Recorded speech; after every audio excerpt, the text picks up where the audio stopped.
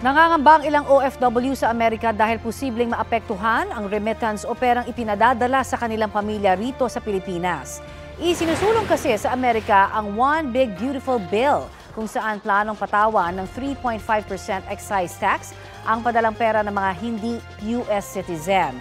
Ayon sa isang Pinay healthcare worker sa Amerika, mabigat niyan sa bulsa lalo't kada linggo siyang nagpapadala ng pera.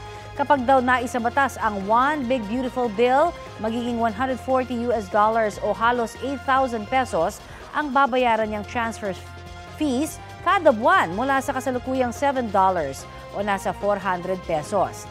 Batay sa pahayag ng Department of Finance na ibinahagi ng Malacanang, 20% ng nasa 4.4 million Filipino sa Amerika ang maapektuhan sakaling maisabatas ang panukala.